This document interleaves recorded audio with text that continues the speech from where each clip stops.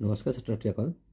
আজি আমি দশম শ্ৰেণীৰ প্ৰথম অধ্যায়ে বাস্তৱ সংখ্যাৰ এটা গুৰুত্বপূৰ্ণ ভাগ আলোচনা কৰিম। তাৰ আগতে ছাত্ৰ-ছাত্ৰীসকল, মই তোমালোক এটা সৰু প্ৰশ্ন কৰিছোঁ। ধৰি ল'লোঁ আমি 17ক 3ৰে হৰণ কৰিব লাগে।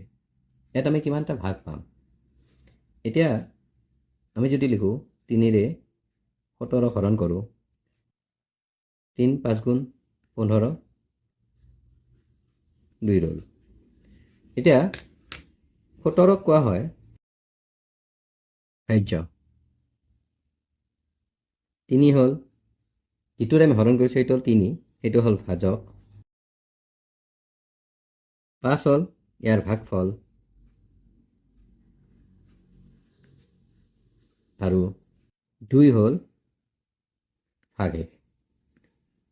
অৰ্থাৎ ইয়াত 4টা অংশ আছে: ভাজ্য, ভাজক, ভাগফল আৰু ভাগশেষ। আমি 17ক এনেদৰে লিখিব পাৰোঁ: 17 সমান 3 পূৰণ 5 যোগ 2। অৰ্থাৎ ভাজ্য সমান ভাজক পূৰণ ভাগফল যোগ ভাগশেষ। এই সৰু কথাটোৰ মাজতেই এটা ডাঙৰ সূত্ৰ, যিটোক আমি ইউক্লিডৰ বিভাজন প্ৰমেয়িকা বা ইউক্লিডিয়ান ডিভিজন লেমা বুলি কওঁ, সেই সূত্ৰটো সোমাই আছে। মূল সূত্ৰটো হ'ল এনেধৰণৰ: যদি দুটা অখণ্ড সংখ্যা a আৰু b দিয়া থাকিলে আমি দুটা এনে অদ্বিতীয় সংখ্যা q আৰু r পাম, য'ত a = bq প্লাছ r, য'ত r ৰ মান হ'ব bতকৈ কম, কিন্তু 0তকৈ ডাঙৰ বা 0ৰ সমান হ'ব পাৰে। এতিয়া a কোৱা হয় ভাজ্য, a কোৱা হয় ভাজ্য বা ডিভিডেণ্ড, b হ'ল ভাজক বা ডিভিজাৰ,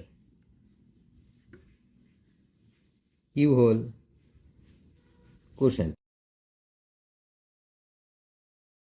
কোচেণ্ট বা ভাগফল, আৰু r হ'ল ভাগশেষ বা ৰিমাইণ্ডাৰ। গতিকে ইয়াত 4টা অংশ থাকে: ভাজ্য, ভাজক, ভাগফল আৰু ভাগশেষ। এতিয়া ইউক্লিডৰ বিভাজন সূত্ৰটোত r ৰ মানটো কেনেদৰে নিৰ্ধাৰণ কৰা হয়, আমি এটা সৰু উদাহৰণ লৈছোঁ। ধৰি ল'লোঁ মই 3ৰে কোনো এটা সংখ্যা হৰণ কৰিলোঁ। 3 ধৰি ল'লোঁ হৰণ কৰিলোঁ মই 15। 3 5 গুণ হ'ল 15। ইয়াত ভাগশেষ 0 ৰৈছে, মানে 3তকৈ কম। 3ৰে হৰণ কৰিলোঁ, ধৰি ল'লোঁ এতিয়া 16। 3 5 গুণ 15, ভাগশেষ 1, এতিয়াও 3তকৈ কমেই হৈ আছে। 3ৰে 17 হৰণ কৰিলোঁ, 3 5 গুণ 15, ভাগশেষ 2, 3তকৈ 1 কম।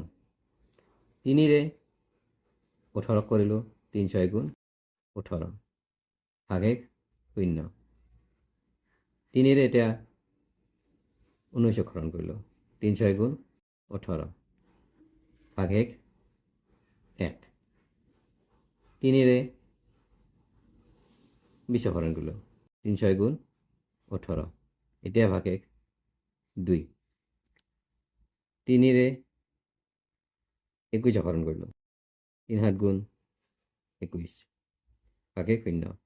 অৰ্থাৎ আমি যেতিয়া 3ৰে হৰণ কৰিছোঁ, 3ৰে যেতিয়া আমি হৰণ কৰিছোঁ, ভাগশেষবিলাক আমি কি পাইছোঁ? 0 1 2, এই 3টাই পাইছোঁ। এতিয়া যিটো সংখ্যাৰে হৰণ কৰা যায় তাতকৈ ভাগশেষ 1 কম। এতিয়া যদি আমি 4ৰে হৰণ কৰোঁ, ভাগশেষবিলাক পাম 0 1 2 আৰু 3। অৰ্থাৎ এটা সংখ্যাক 1 bৰে যেতিয়া হৰণ কৰিম, তেতিয়া আমি এটা ভাগফল q পাম আৰু এটা ভাগশেষ r পাম। এতিয়া এই r ৰ মানটো bতকৈ 1 কম হ'ব, অৰ্থাৎ r less than b greater than equal 0 বা 0 ইকুৱেল হ'ব পাৰে। এইটো হ'ল ইউক্লিডৰ বিভাজন প্ৰমেয়িকাৰ মূল মন্ত্ৰ।